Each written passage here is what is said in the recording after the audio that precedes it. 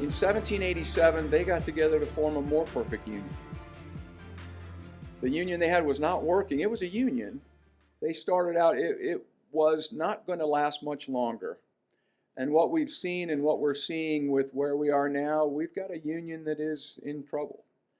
And we have an opportunity to create an even more perfect union, hopefully that lasts another 250 years. We've made it 250 years on this tank of constitutional gas.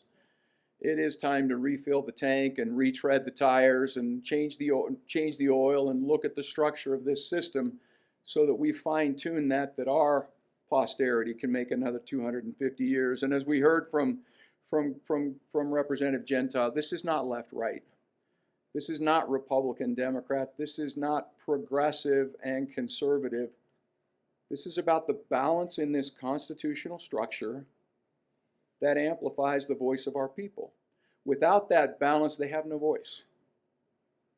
And that's absolutely critical. Just a couple closing thoughts. James Madison, when he introduced the Bill of Rights that Representative Gentile was talking about, he said it would be the state legislatures that'll jealously and closely watch the operations of the national government. They can resist with more effect every assumption of power better than any power on earth can do, because they're the sure guardians of the people's liberty.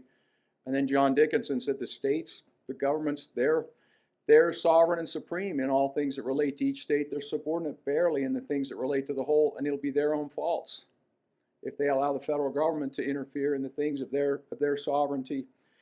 Clearly what we've seen, the states are the solution. Article 5 is the tool that we have to completely transform this. There is a quote, and I will end on this, that Tench Cox was a member of the New York Ratifying Convention. And he made a statement that he said, the sovereign power of altering and amending the Constitution is the real point of sovereignty. That doesn't rest with the federal government. Altering and amending the Constitution rests with the states. And not just the states, the state legislatures. The state legislatures, if 2/3 of them propose an amendment and 3/4 of them ratify, becomes part of the Constitution without any interference of Congress. The ultimate point of sovereignty rests with the states and with the state legislatures. That's a responsibility, it's an opportunity, it's a duty. And as we talked about, may you live in interesting times. We clearly live in interesting times, and rather than asking what Washington can do for us, we've kind of seen what that would be. It's what we can do for Washington, and I love what Ronald Reagan said, this is a wonderful time to be alive. We're lucky not to live in pale and timid times. We've been blessed with the opportunity to stand for something, for liberty and freedom and fairness, and these are things worth fighting for. We don't have to fight with muskets.